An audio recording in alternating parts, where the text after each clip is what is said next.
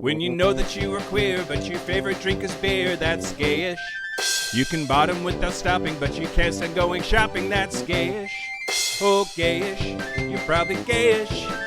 Well, life's just too short for narrow stereotypes, so it's gayish. We're also gayish. It's Gayish with Mike and Kyle. Hello, everyone in the podcast universe. This is Gayish, the podcast where if someone takes a spill, it's you and not me. Oh no! Oh no, Kyle. Oh yes.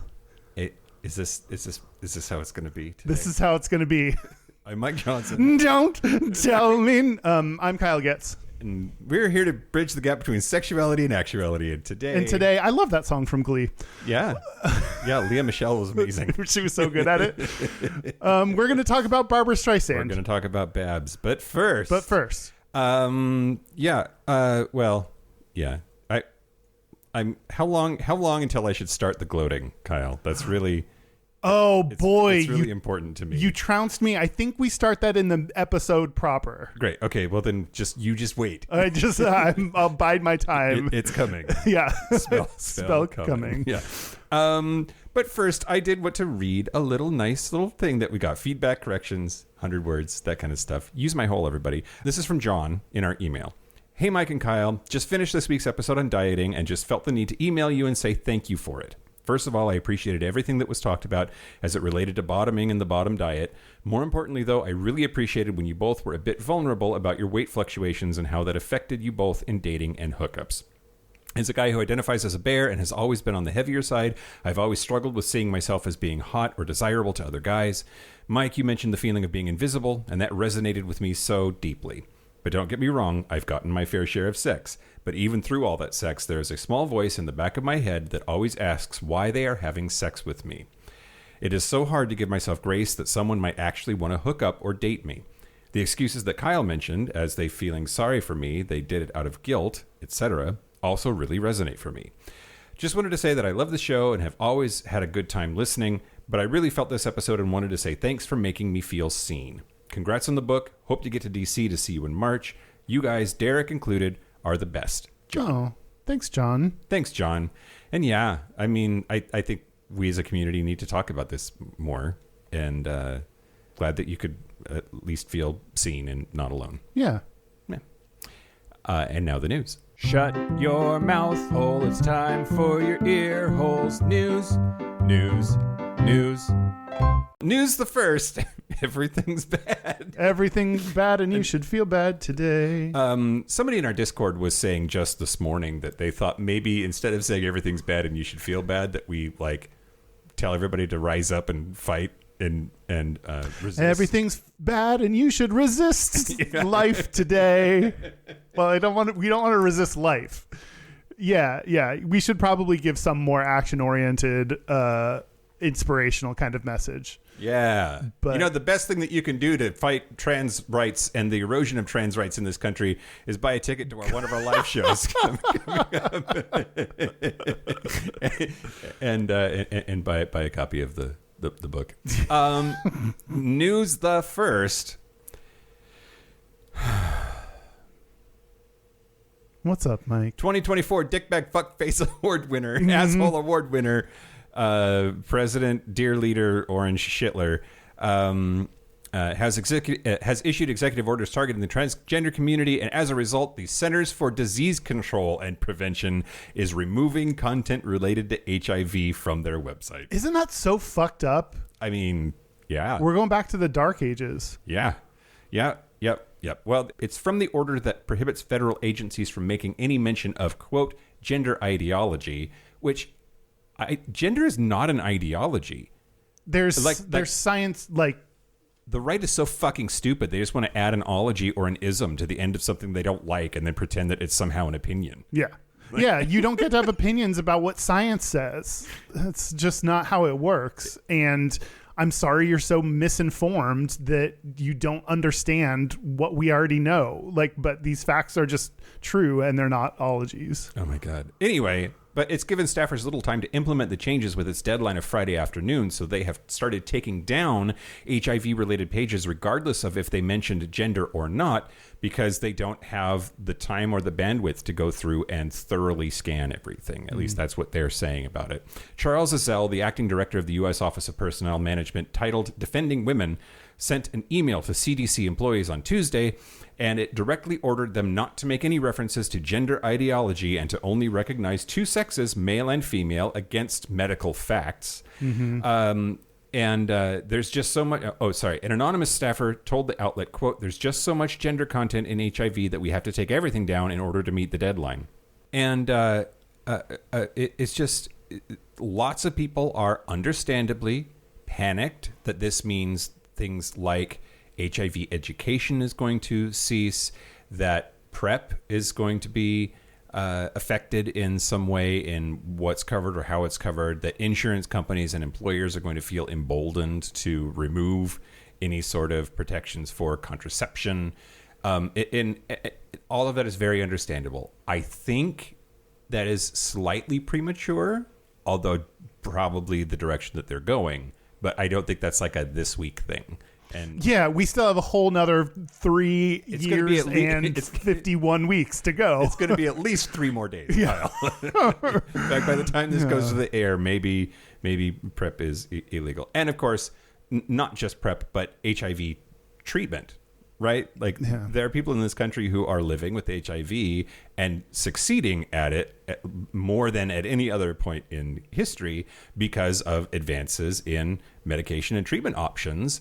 And I mean, if that goes away for whatever reason, for whatever fucking ology of the week they decide merits removing it, those people will eventually get AIDS and they will eventually die. And I think that it's worth asking. Maybe that's the point. And it is horrific. It's horrifying. And I've seen people advocating for like stockpiling. They're like, ask your doctor if maybe they could give me like a year's prescription, please. And most insurance companies would balk at that because PrEP is so expensive. But maybe it's worth asking, or at least get a 90-day prescription. That's what my doctor writes me. So if you're doing like a month-to-month thing, maybe try 90 days, girl. My insurance won't do that. Oh, fuck. See? Yeah. Fuck this country. Yeah. Great. Everything's bad and you should rise up against fascism today. Any more on that, Kyle? No. God, it's the worst. Okay. The people that thought they were just going after trans people is like, no, it's the entire community. Not that you need them to come after the community to care about trans people, but like, no, they're going after gay people too. Care about everyone in the community because everyone is important. Yeah. Well, okay. News of the second. Yeah. So former Transportation Secretary Pete Buttigieg, who's gay, slammed President Dickbag Fuckface Asshole on Thursday after Dickbag Fuckface Asshole blamed the deadly midair collision of an American Airlines passenger jet and a U.S. Army helicopter over the Potomac River on diversity, equity, and inclusion hiring policies. Sure. Why not? I'm surprised Boeing hasn't issued a statement saying everything is the fault of DEI. It was a cis white dude that was in the control tower. It was a cis white dude flying the airplane. It was a cis white dude flying the helicopter. Fuck you and your fascist horse shit, you dickbag. Fuck right the fuck off with that fucking horse shit. Second. Ditto. Agreed. Yes. I can't, Kyle. They're just using trans people as scapegoats for literally every single problem. This is just like, I feel like his first term, it was always the Democrats. It was everything was like the fault of the Democrats. Yeah. And now it's just trans people are the problem every time. And the people of color. Yeah. Like there's that meme that's going around of like, the N-word throughout history. Oh, yeah, yeah. Like, the N-word was just the N-word, and then eventually it got to CRT is the N-word, and then it got to DEI is the N-word, and like maybe by the end of this year, the N-word will just be the N-word again. But that's really what a lot of people mean. They say DEI, but they mean racism. Mm-hmm. I am actively being racist. Yeah. Because they mean not white, straight dudes, and... anyway, so Dickbag Fuckface Asshole said that Pete Buttigieg was a disaster and, quote, he's just got a good line of bullshit, which every Republican accusation is a admission, everybody. Mm-hmm. Also use a different word than disaster. That word is so overused. Like, he uses that so much. Well, but that's the only one that his followers know. Yeah. Bad. He could say bad. He could say bad. They know that one. They Good, bad, and like never before. Right. Anyway. I'm sorry, everybody. You don't gotta be sorry. Yeah, okay. I don't gotta be sorry. News the last. Yeah. Olympia, Washington, which is about 45 minutes from here, is officially the first sanctuary city for LGBTQ plus people. Oh, it's both nice and like the underlying need for that is scary. So this is one of those double-edged swords of a news story. We could just all move to Olympia, everybody. It'd be the biggest gay orgy that ever happened. Oh my God, sniffies would be popping. Yeah. The city council voted unanimously at a meeting on Tuesday to declare the state capital a sanctuary for the queer community, specifically outlining protections for trans people and gender-affirming care.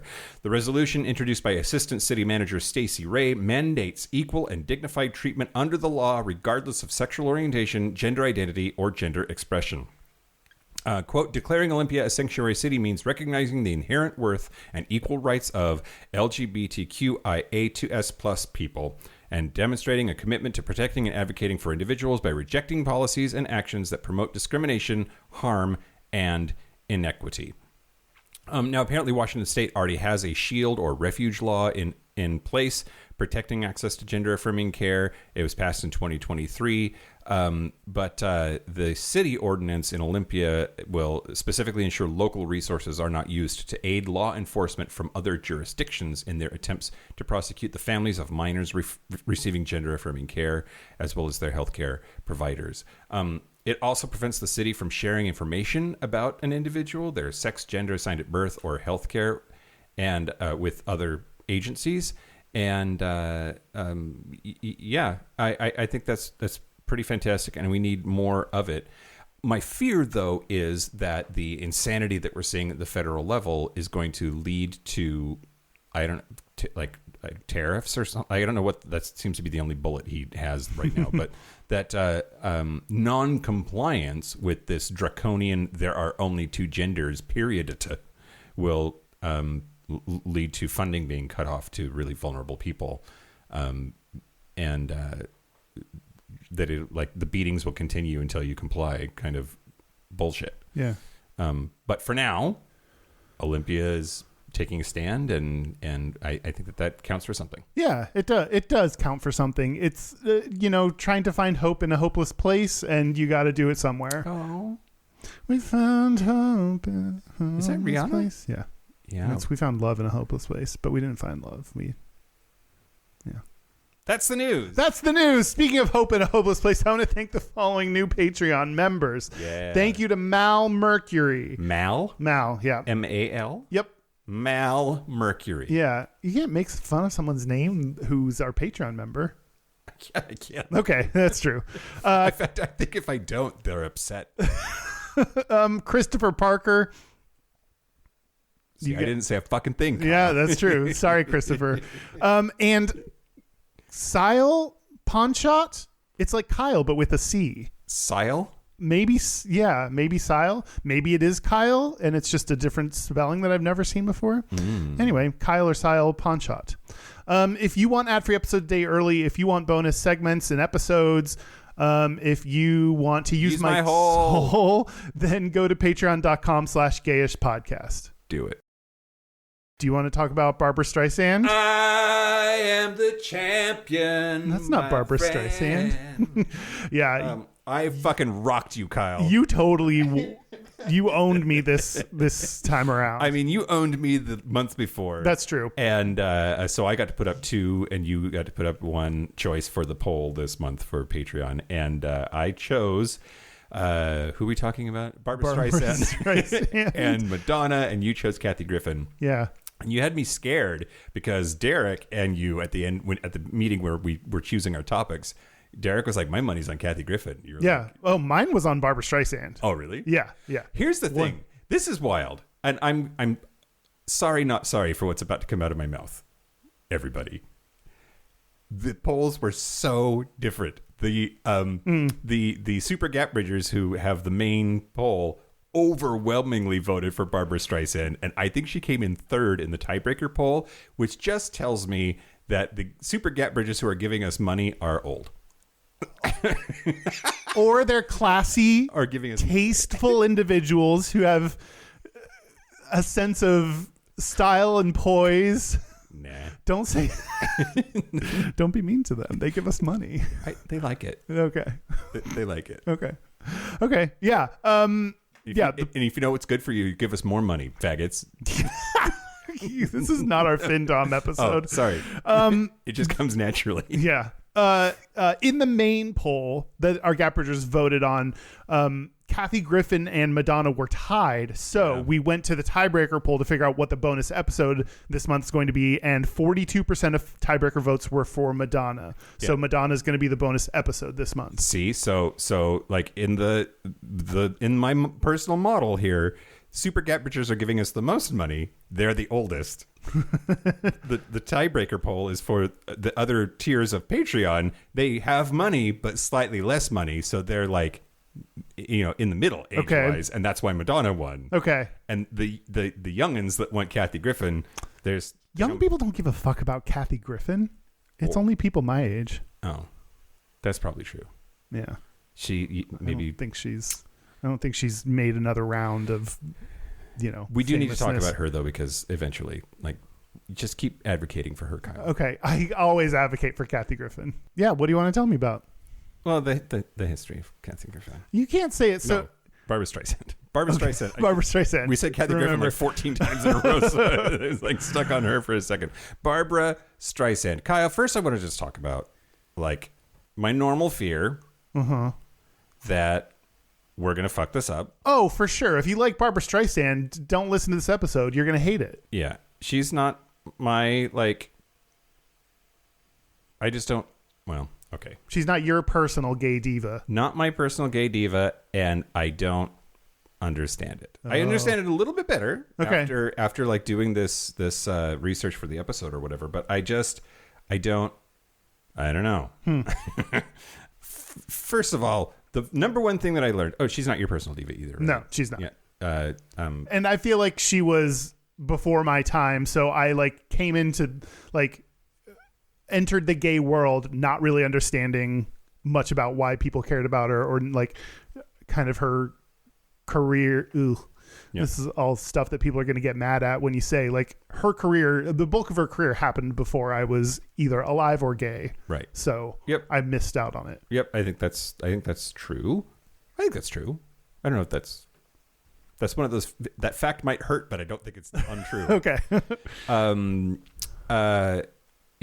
Yeah, and in my head, there's a gay diva continuum, like the queen of the gays at any given year can change hands or whatever, and I feel like her crown, Barbara's crown, was taken by Bette Midler, and in the middle there, and then I feel like Bette Midler lost her crown to Madonna. Oh, I was gonna say Cher.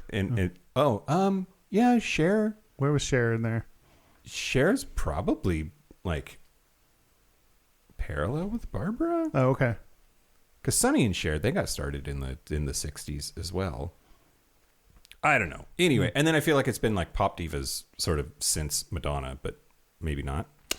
Anyway, Barbara. One of the things I learned about Barbara is that her birth name is Barbra, Barbra Joan Streisand. But for whatever reason, her name has gotten stylized as Barbra. No, it's Barbra. Yeah. Barbara. Huh. Which I think was maybe just some illiterate twink trying to spell it. It fucked it up, and she's like, okay. That's it, honey. She's an American singer, actress, songwriter, producer, and director.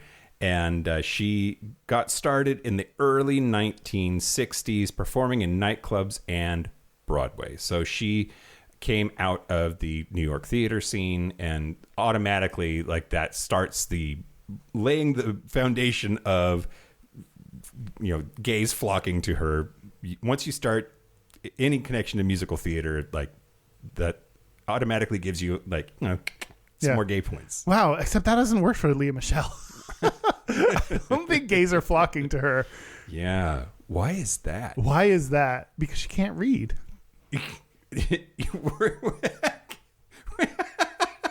I mean, okay, and I didn't realize literacy was so.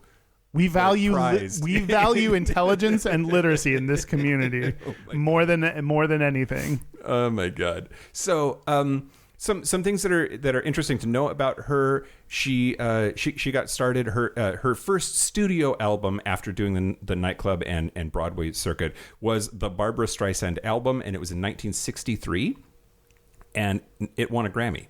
Not only did it win a Grammy, it won the Grammy for Album of the Year. Wow. 1963.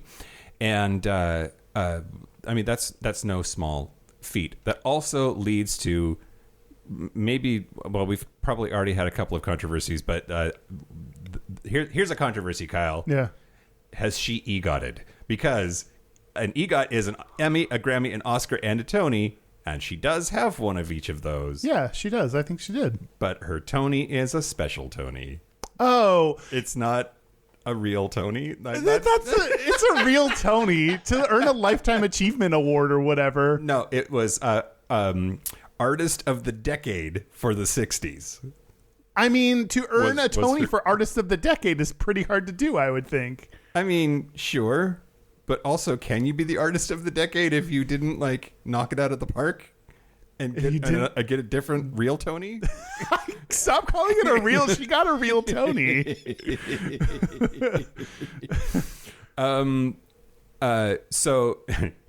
So she also was a smart cookie. So when she was 21, she signed a contract with Columbia Records, and that contract, she insisted, gave her full creative control in exchange for less money. So she took a pay cut to be master of her own domain artistically.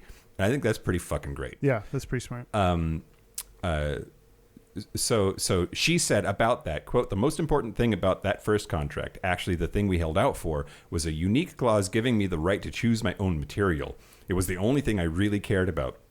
I still received lots of pressure from the label to include some pop hits on my first album, but I held out for the songs that really meant something to me."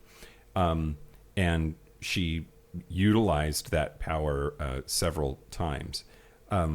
What I think is sort of interesting about that is there's a lot of, we hear a lot of stories, especially about female artists during the 60s of they get signed to a label that basically destroys their will to live, but they're under contract forever. Yeah. And it totally crushes their soul from a musical perspective.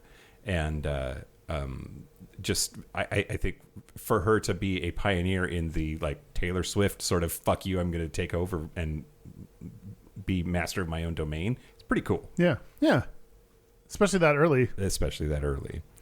Let's see. She has. Oh, also, we should have said a little bit ago.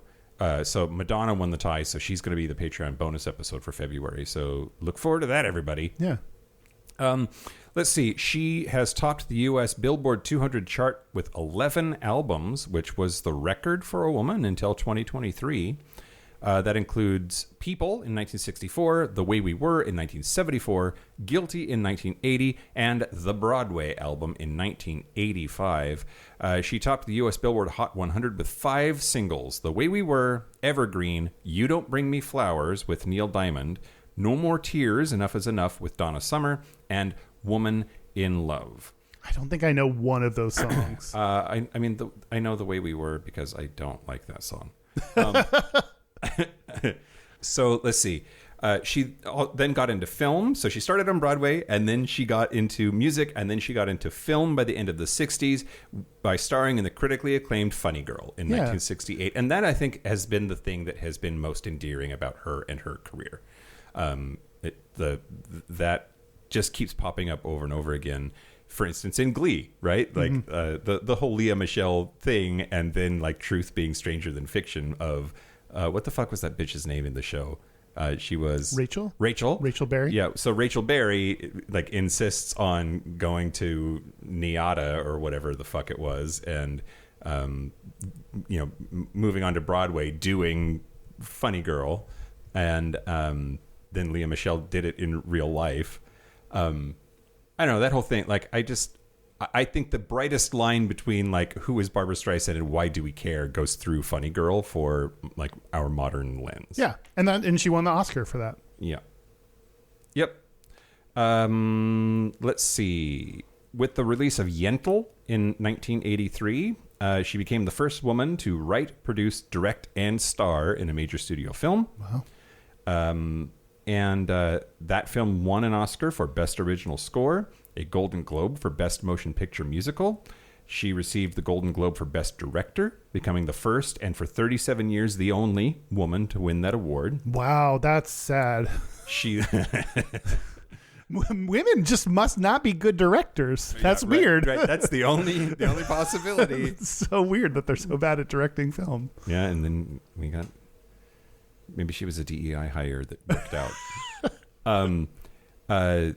And then she later produced and directed The Prince of Tides and The Mirror Has Two Faces. She's one of the best-selling recording artists of all time. And so she's in her 80s now. She did a carpool karaoke that was pretty great. And what else did I have about the history? She wrote a book that not too long ago. That's true. That is true. I don't remember about what though. It was a memoir. Great. Yeah. I don't know. That's Barbra. Okay. Her history. I'm going to tell you what I found on Why She Gay Icon. Right. But it was weird because unlike other artists that we've done or other gay icons, usually there's like an article that's like, why is this person a gay icon? And then I write down all the reasons they give and read them to you. Yeah. There was not this. So I pulled this from other articles about why she's gay icon. Maybe this is just unmined or Kyle. Maybe you need to write an article on why Barbra Streisand's a gay icon. Oh, gotcha. If it isn't there, you could be the one that I don't think I should be the one. I'd be like, she was kind of good.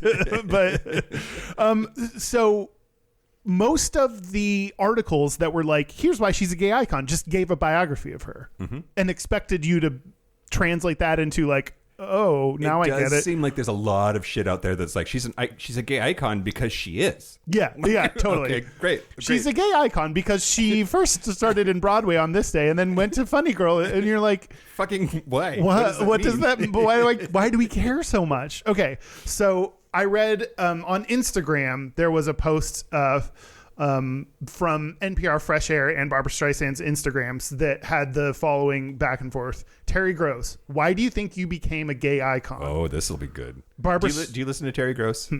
Like, I love her. I listen to her all the time, and she is the quintessential NPR host. Oh, okay. So Terry Gross said, why do you think? Why do you think? And Barbra Streisand said, no idea, because I could be imitated, because I had certain rebel quality, a certain thing that was different that they felt when I sang, that it was about heartbreak. What do you think? And Terry says, I think it's also because you brought so much drama to your singing, and there's something just big about it. Big in passion, big in the power of your voice. What do you, non-gay man Terry, think about this? Speak for them. Speak for the homosexuals.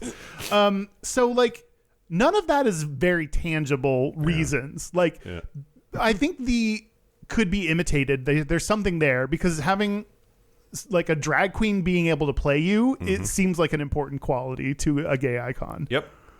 Let's see. Another thing that articles pointed out is that she was surrounded by gay men early in her career. Yeah, I'm going to tell you about some of them. Okay. So I should not tell you about them. Well, or just tell me, like, Barry Denon. I'm going to talk about Terry Long. I'm going to talk about Bob Schulenberg. These are all names on your list, maybe? Literally the same exact people. Okay, yeah. Great. Yep. So in one of the articles I read, it said, quote, it used to be said that behind every great man was a woman. What seems to be more true is that behind every great gay icon is a gay man, or 2 or 3 or 20. You'll tell us more about those gay men. But she was molded by the gay men around her, which If a drag queen makes a look for a gay icon that then other drag queens can imitate, does anyone really see the makeup? Her makeup is the same in every fucking movie because I think she demanded that it be. Apparently also she did it herself. Oh. Well, that was, I don't know if it's true, but like one of the stories that I read, one of the rumors that I read was that she insisted on doing her own makeup and that a lighting guy be assigned to her so that they could light her dressing room the way that the lighting was going to be in the scene they were about to shoot. Oh. And that she would do her makeup so that it looked correct in that lighting. Wow. Yeah. Yeah. Also brown M&Ms in a brandy glass or some shit. A brandy glass? No, I didn't. Yum. Let's see. Queer allyship was a through line in her memoir. She said, quote, "I believe we all have certain needs in common. We want to be happy. We want to be loved. We want to be respected, no matter what our sexual orientation. No one should have to live a lie." So apparently she was an ally, which is, I think, getting more important. But was important even back in her day. Yeah. And in Billboard, every Pride Month does letters to the LGBT community. So hers in 2017 was thus.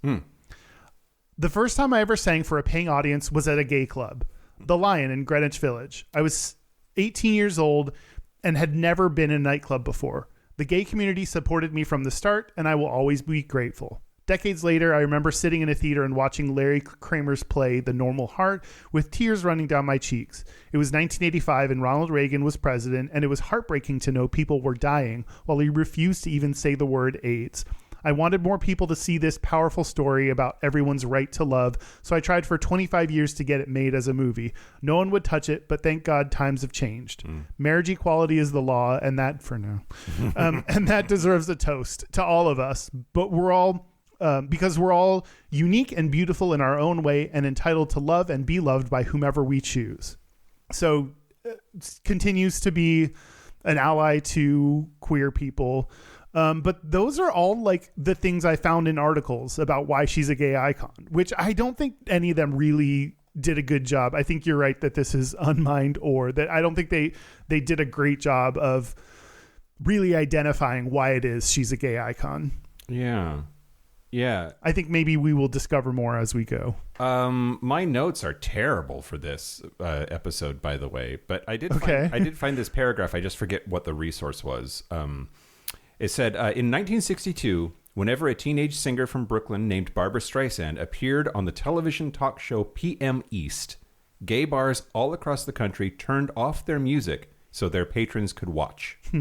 Streisand was unpredictable. When host Mike Wallace asked her what she was going to sing next, she replied, "The Kinsey Report." With her perfect figure, prominent nose, and 2-inch-long fingernails, and a voice that one critique called a natural wonder of the age, Streisand was gate-crashing her way into the big time at a time when beauty and talent were measured by the likes of Elizabeth Taylor and Audrey Hepburn. For gay men, Streisand was fabulousness defined.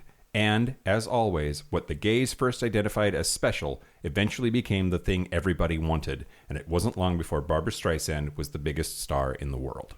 That is something that I read in a user's post on Reddit that I don't think I ended up using, was like the very first reason he gave that gays love her is like the gays got there first.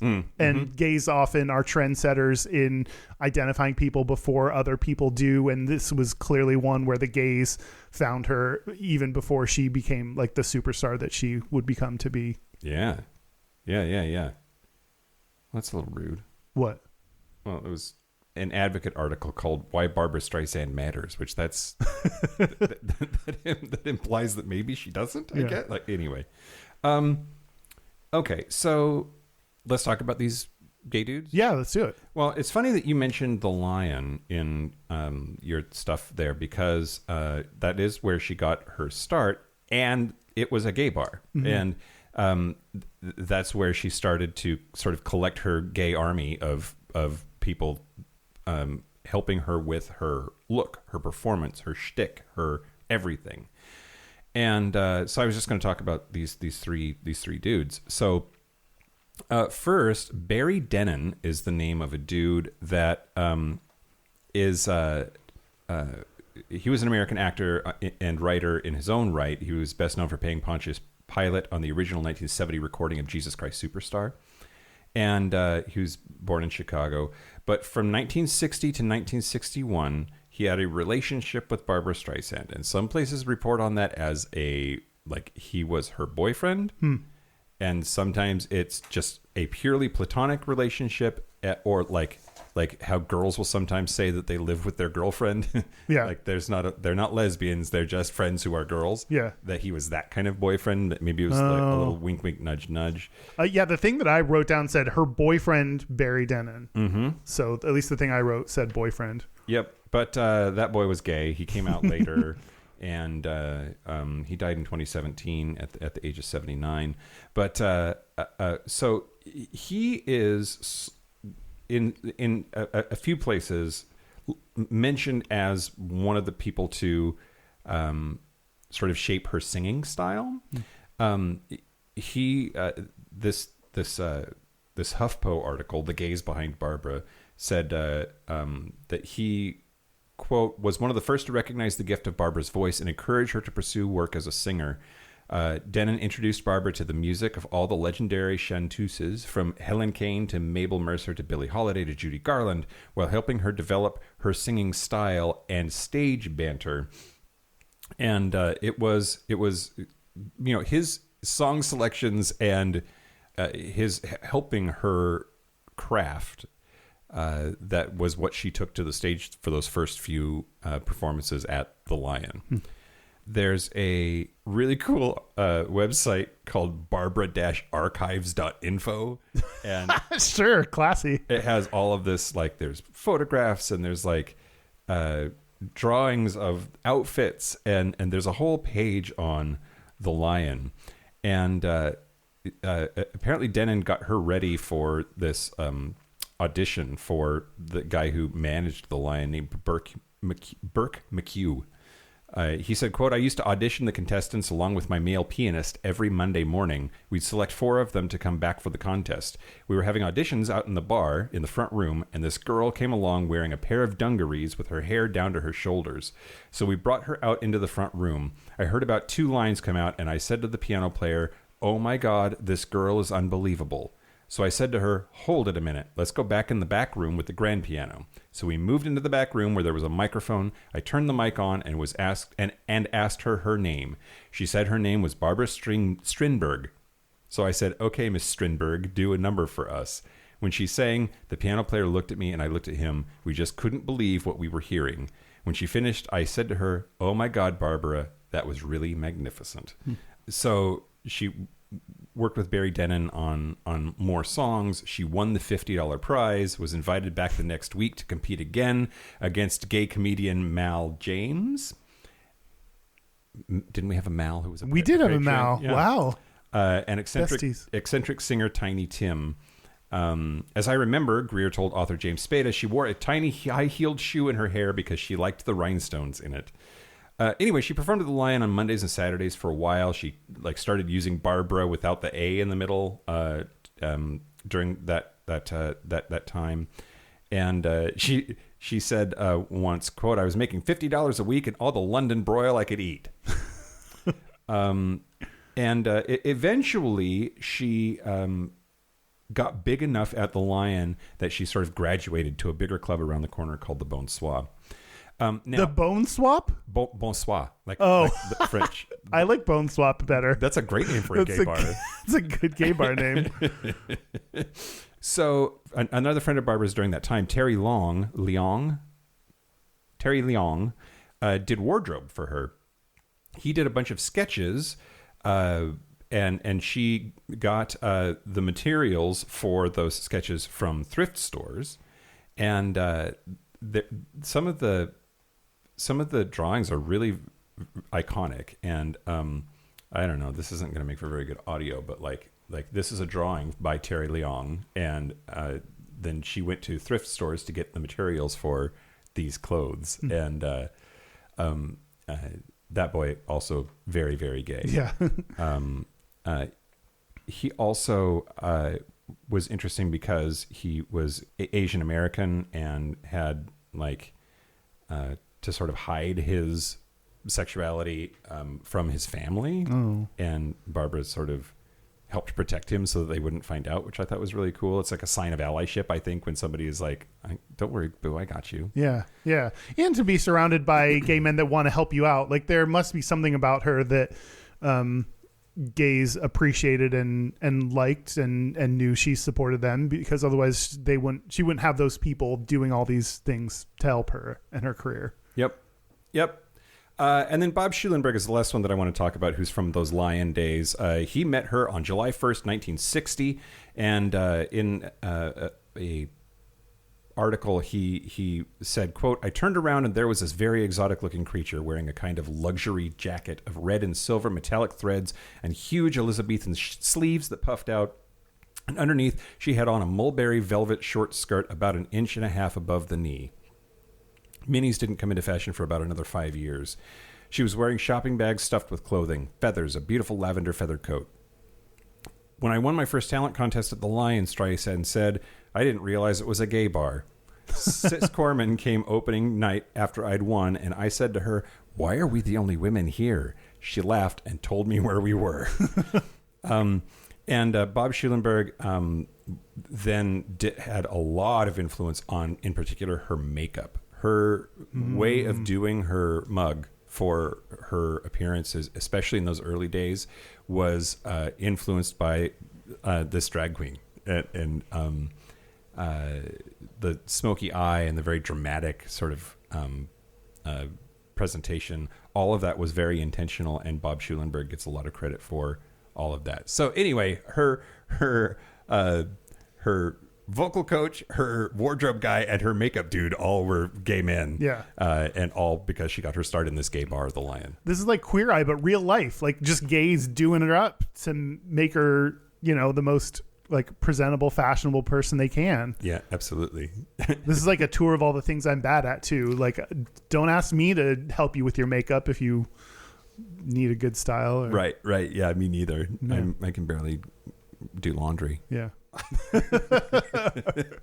I think I'm going to tell you about an Ask Reddit. Ooh. And then for the Patreon bonus segment, I'm going to talk about the Streisand effect. Oh, okay. Yeah. The Streisand effect. Yeah.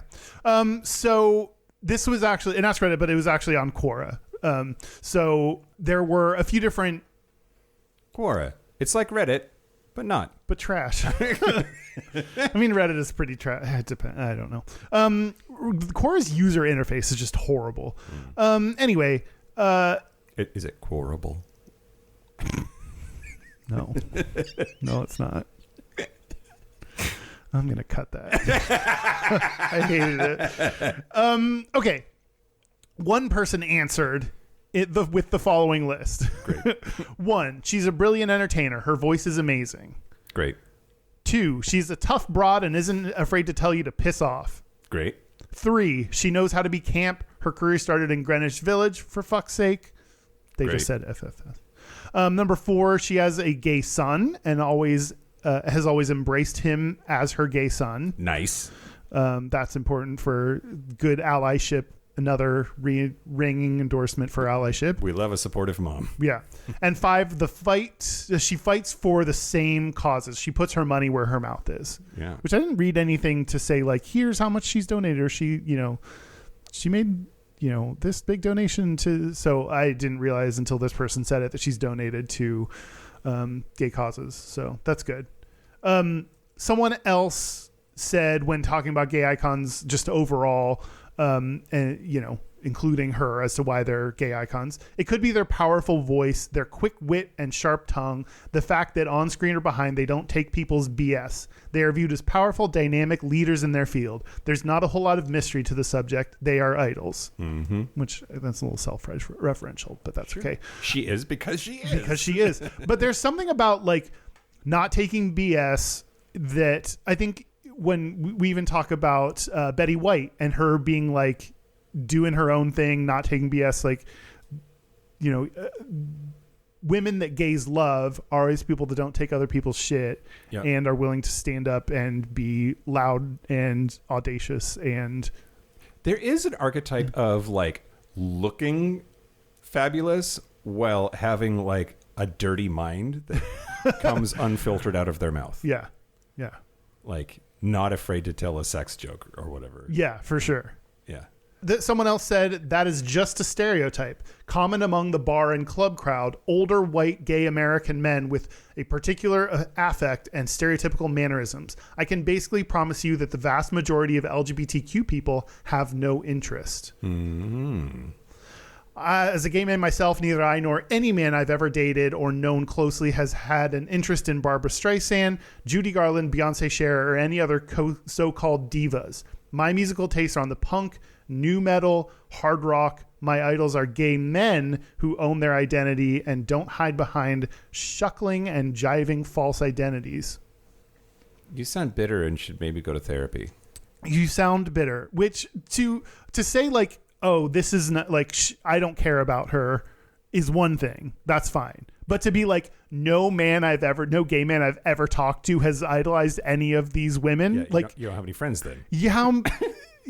Yes, we all know a gay man that has some kind of woman pop singer star as their idol. It's almost like people are saying, like, from dickbag fuckface asshole, yeah. But like in reverse. Yeah. People aren't saying. No one is saying. No one is saying. Well, you're wrong. Yeah. So that's, but an interesting take that they believe that there's older white gay American men with stereotypical mannerisms are the only ones that care. Someone said simply, she's always been a solid supporter of ours. Plus she's such a good singer, which I think talent, there has to be like a good level of talent. I don't know. We're going to talk about Madonna next, so maybe not, but oh, man, I hope people join Patreon so they can hear it now. There has to be some level of talent, I think, for us to care, but, and then no, I mean, you don't wait. Are you saying that about Barbra Streisand? No, no, I would never. You don't think Barbra Streisand is talented? There is something. Okay.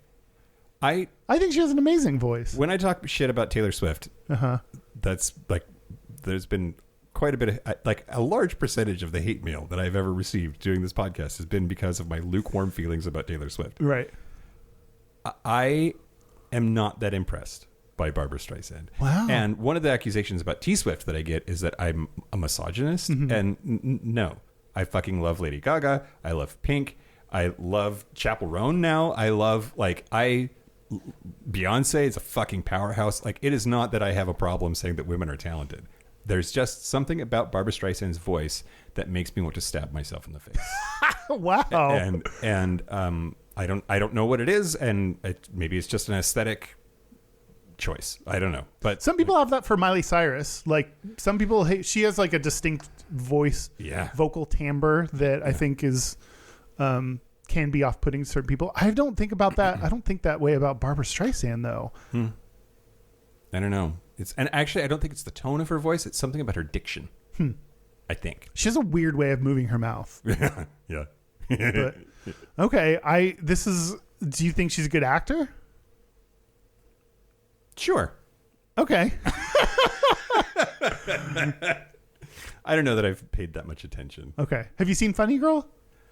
Just the scene when she runs after the train. Okay. Because they play that at musical sing-alongs, like at Sidetrack or the places in Seattle that have done that sim format. I watched this with a friend, Matthew. Hi, Matthew. Yeah. And loved Funny Girl. Yeah. We also watched Hello, Dolly. That was another movie she was in. Yeah. But that wasn't her. Okay. Hello, Dolly. She was great in. I think she's a great actress. And she's a great singer. You just didn't like the movie. Yeah. Yeah.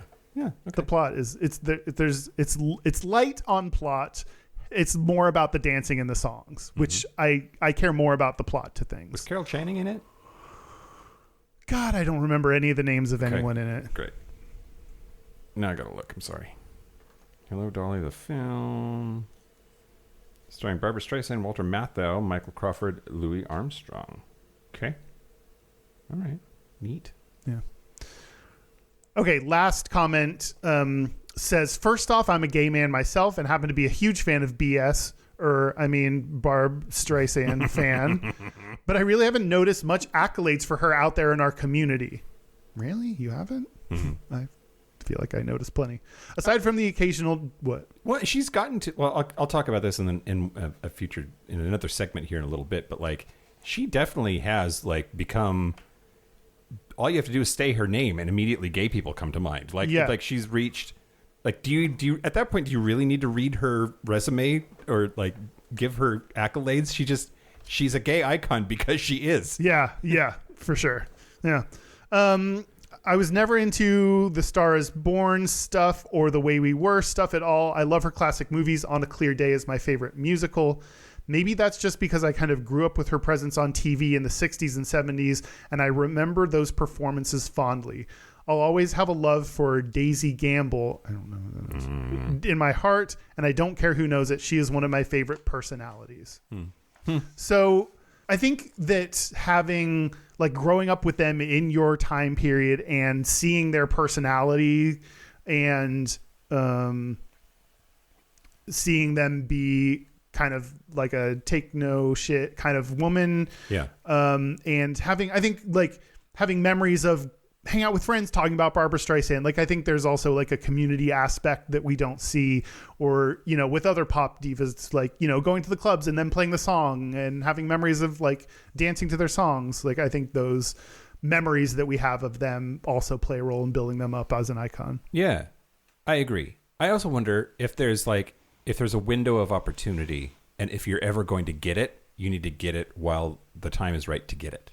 Like, I think that there are, like, culture changes slightly and different things stand out at different times to different people. And I wonder if there is, like, I don't know how else to describe it. Like, you just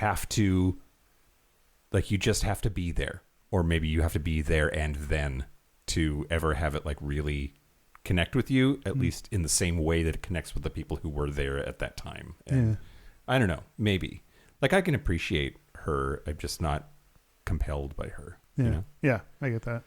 One thing I did want to talk about that's not what I said I was going to talk about, sorry. Sure. Is did you know that she has a mall in her basement? I'm sorry. A mall in her basement? Yeah. So Streisand, this is from Far Out magazine in the UK. Quote, Streisand's life is the stuff of legend, and whether it be her creative work or dedication to philanthropy, there are lots of aspects to love. The New York native has been so successful that she's amassed a wealth of around $915 million. So close to that billionaire status. Which has allowed her to do unfathomable things to the rest of us, including building a shopping mall under her lavish home in Malibu, California. Do people work there? Like retail jobs there? Does she employ people to go and pretend like she's buying things from them? I'll keep reading. I heard about this years ago, and it popped in there while we were talking, and like, this just seems so gay. In her basement, Streisand constructed a mini shopping mall that features a gift shop, antique clothing shop, a doll shop, and a sweet shop that serves froyo and popcorn to the A-lister guests she invites to movie screening parties. Wow, that doll shop is haunted for sure. That's creepy as fuck. Added to this surreal sense is that each shop comes complete with old-fashioned shop fronts whose primary purpose is to store the vast collection of items she's accrued over the years. Quote, instead of just storing my things in the basement, I can make a street of shops and display them, Streisand told Harper's Bazaar in 2010. Oh, it's like a closet kind of thing. Yeah, but that looks like a store. Right. In 2015, it was revealed that Ryan Murphy, the creator of the hit series Glee, along with some other eminent peers, had visited the house at the invitation of Streisand. In an interview with Vulture, he recalled visiting her mall. Quote, we had dinner with Barbara and Jim and Kelly Preston and John Travolta and Gaga and I. A cacophony of faggotry. That's fantastic. And after dinner, she said, do you want to see the mall? And Gaga and I were out of that chair so fast, we went down to the mall and spent an hour down there. She pulled out her collection of gowns from Funny Girl and Hello Dolly. And then she said, do you want frozen yogurt? I could write a whole book about that night. Wow, what a weird thing to do. So John Travolta, Lady Gaga, Ryan Murphy were hanging out in Barbra Streisand's mall. Yeah. And then they had froyo. This is... I think I would probably watch that porn. Like, I don't. What is going on? What a weird night. What a weird night. What a surreal night. But yeah, she has a mall in her basement. Okay, that's interesting. I do have way too much space in my basement. Maybe I'll put a mall down here. Yeah, you could start a mall. All your outfits from. Well, Gina Antonic. Oh yeah, and then like everything anybody's ever sent us to the podcast. Oh, I like that. I have like little shelves in my place that I put things that people send us to the podcast. So I'm not rich enough to have them all. Me neither, but you could try. You could try. I could try. Yeah. Anyway, yeah, that's the mall in Barbra Streisand's basement. It's still me though, yeah. Yeah. Great. Yeah. So I wanted to talk to you about the movie In and Out. Do you remember the movie In and Out? Nope. Okay. Have no idea about this. Well, so In and Out is the story of Howard Brackett, who was played by Kevin Kline. Is this ringing a bell? Nope. At all? Right. I just think about burgers. Now I'm hungry. It was a 1997 American comedy film. It was directed by Frank Oz, so it was directed by Yoda. For real. And stars Kevin Kline, Tom Selleck, Joan Cusack, Matt Dillon, Debbie Reynolds, Bob Newhart, Shalom Harlow. How do I say that?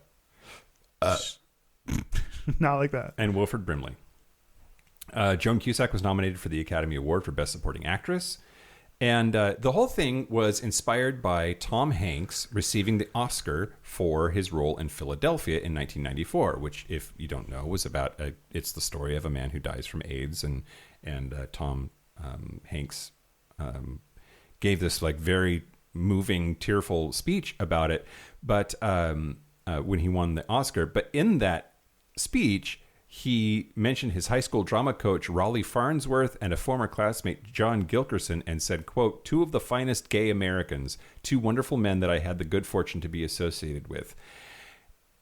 They weren't out. He outed to people on national television. Oh my God, while accepting his Oscar? Oscar for playing a gay role. Whoops. So then In and Out was about that basic same plot. So he's a really well-liked English literature teacher living in this fictional town in Indiana with his fiancée, who's played by Joan Cusack. Her name is Emily. And so one of his former students, because he's the drama teacher at this school, Cameron Drake, played by Matt Dillon, receives the Best Actor Oscar for his portrayal of a gay soldier in a movie called To Serve and Protect. And he wins, and in his acceptance speech, he thanks Howard, dedicating the award to him, and finishes his speech with, "And he's gay." Now, everybody in that little community, including Howard, are shocked, and they freak out. And basically, the first 3/4 of the movie is him trying to convince everybody that he's not gay. Like, I'm getting married to this woman. It's like our show compressed into a movie, because they go through every gay stereotype, at least every gay stereotype that was around in 1997 when the movie was made. Yeah. And they sort of apply that lens to him and his behavior. And it's like everything except banging dudes is what they're evaluating him on. So, so because of the national news media, they all come to town, and they're like this gay teacher, and he has to like be on TV, be like, "I'm not gay," blah blah blah. Well, Tom Selleck, who is an entertainment reporter named Peter Malloy, is gay, and he stays behind, and behind indeed. So, and he's waiting. He wants to cover the wedding because Howard and Emily are getting married soon. Throughout all of this, it's found out or whatever, like, he dresses really well and wears a bow tie pretty often, and he has effeminate hand gestures that he utilizes when he's speaking, and he fucking loves Barbra Streisand. Will not shut up about Barbra Streisand. And it's like a major, like, well, of course he's gay then because he likes Barbra Streisand is the point. And it comes up over and over again as like almost like beating it with a dead horse. So a few with a dead horse? No, beating a dead horse. It's like beating with a dead horse. For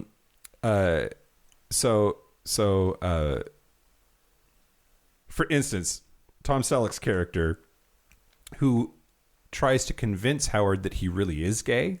Oh, sure. Says, what was Streisand's 8th album?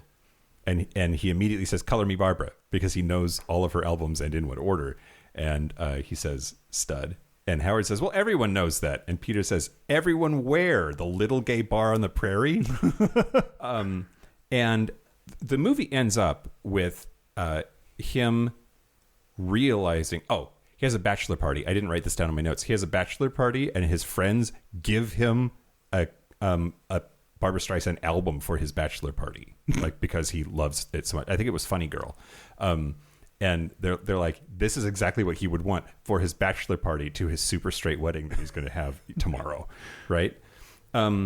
My God, that reminds me of a time that for my birthday, someone gave me a Tony Braxton CD. He must have known I was gay before I did. You don't give a female artist CD to a straight guy. No. Yeah. For sure not. Yeah. So basically he comes out of the closet as actually gay at the altar.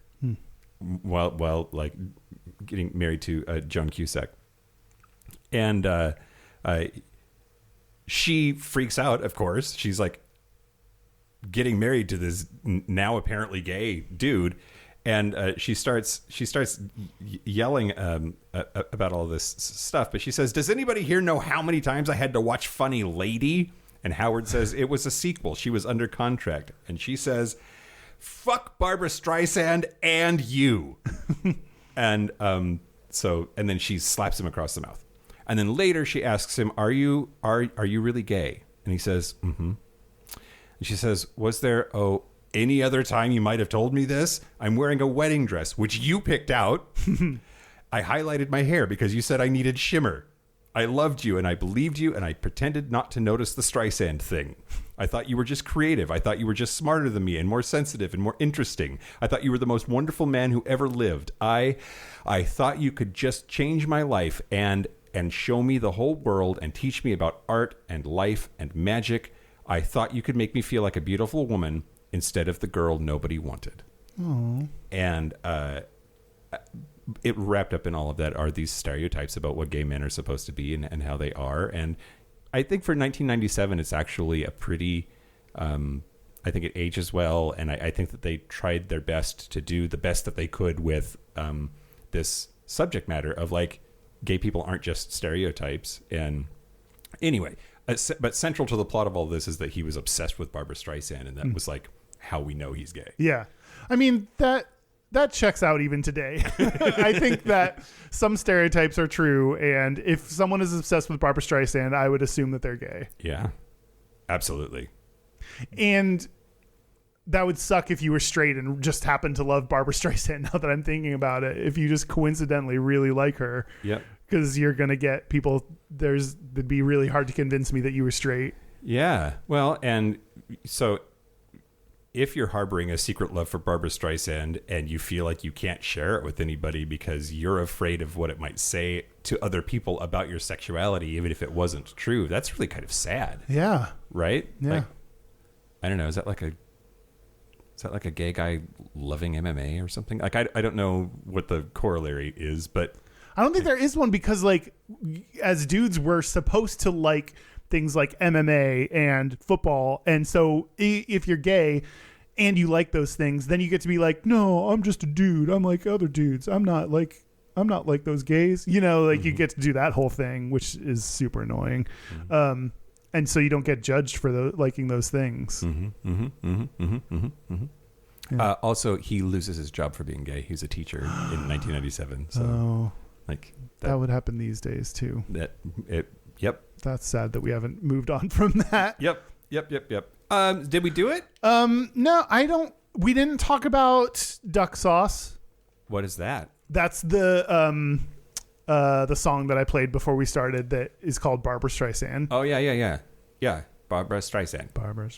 Yeah. We didn't talk about Babura. I don't know this. Barbra Streisand is like a Godzilla character that destroys everything in an early episode of South Park. Yeah. And that's her song. That's her, like, anyway. Why do you think she's a gay icon? Because she is, Kyle. You think she's one that is because she is? I think that she was with us before Stonewall, and she just, like the ancient gods of yore, sprang fresh from the loins of the newly created universe. Oh, yeah. Do you? I think she has certain things. It's interesting because I think the expectations of more recent gay icons are that they more vocally advocate for or monetarily or whatever for the gay community. So I think apparently she's been an ally and has apparently, according to other people, put her money where her mouth is, but I didn't see a whole lot about that. I think campy talent, doesn't take BS, musical, easy to imitate by drag queens, reinvents yourself. I think she has a lot of those things that we look for. The formula is there. The checklist checks. Yeah. Lots and lots of checks. Lots and lots of things that we expect. I don't know that today she would, if she came out today, I don't know that she would have the same success or be the same gay icon that she was then. Yeah, I agree. So I think very much of her time. Yeah, I agree. Yeah. I agree.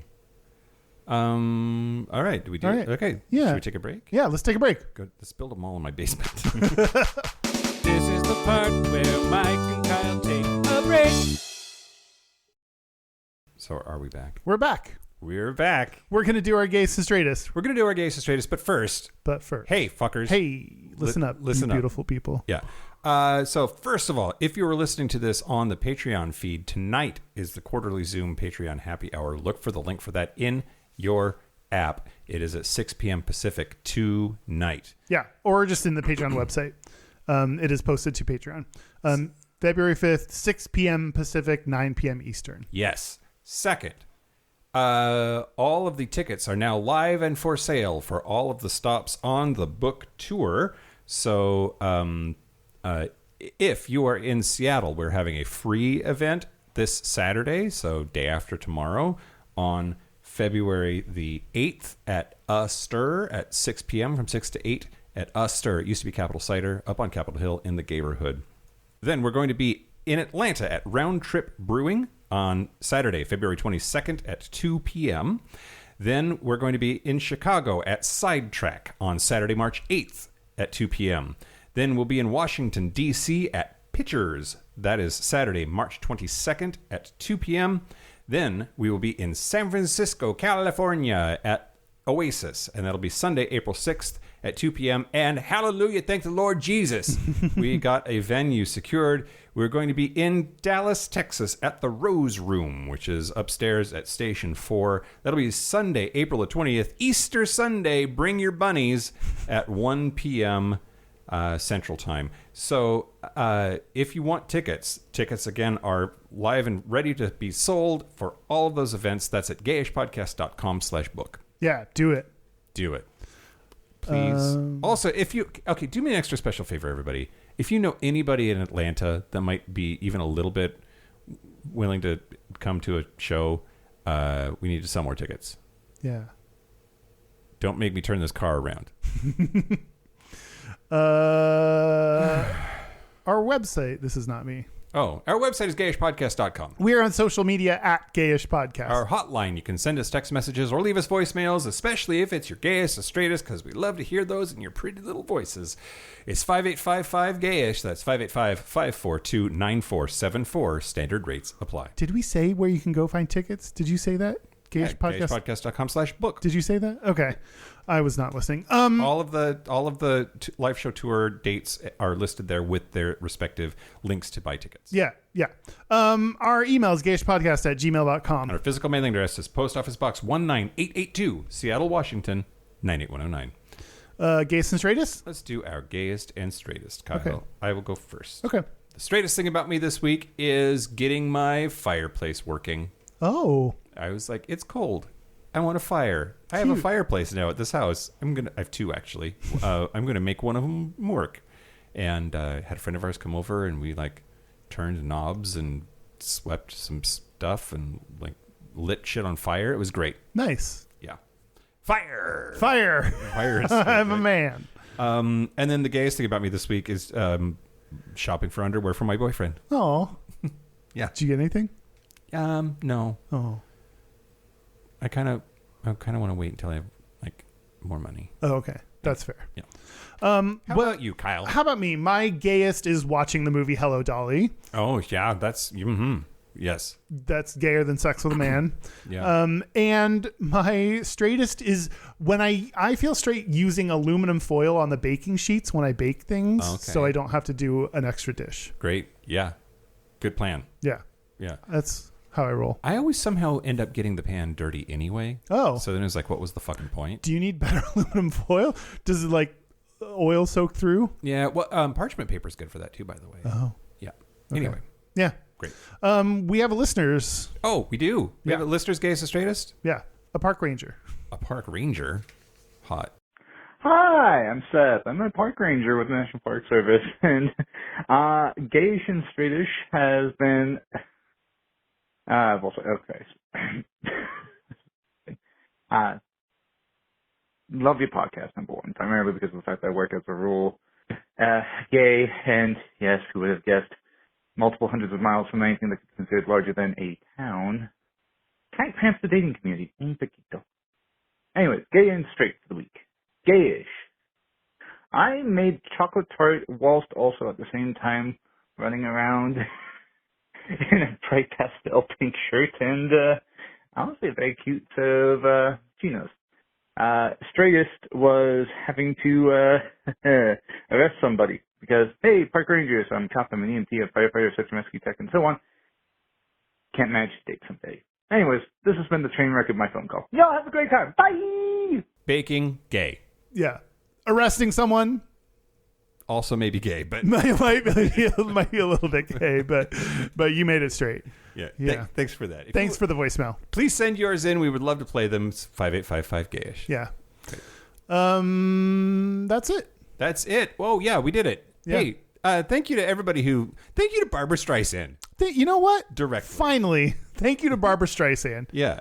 And for all of just the gay energy that she exudes. Yeah, we need it now more than ever in these times. Right. And also to thank you to our super gap bridgers. Thank you to Locomotive, Simon Strachey, Kaylee Adams, Kit Oliver, Kobe Gordon, Squoggle, Pip, Andrew Bugby, William Bryant, John Crowley, Yost Osel, Jonathan Montanius, Forrest Nail, Steve Douglas, Explosive Zanya, Michael Covington, Just Jamie, Thomas B, Dusty Sands, A. Coleman, Chris Cacciatorians, and Jerome York. Thank you for your support. Thank you for your money. That's it. This has been Gayish from the Chris Cacciatorian Studios. I'm Mike Johnson. I'm Kyle Getz. Until next week, be butch, be fabulous, be you.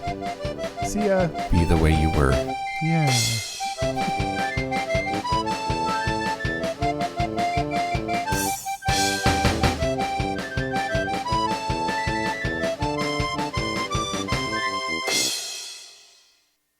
And now the news. What, Kyle? No, it's just always funny because then I can't say anything after you say now the news because it's the news theme song playing. So it's just a funny little moment for me where it's like, shut the fuck up, Kyle. You can say whatever you want to. It's your show. Yeah, but no, I can't because the news theme song has to play. Well, you could play it under us bitching about it. I could. I don't want to, though. It's its own thing. It deserves its time to shine. All right. Well, news the first.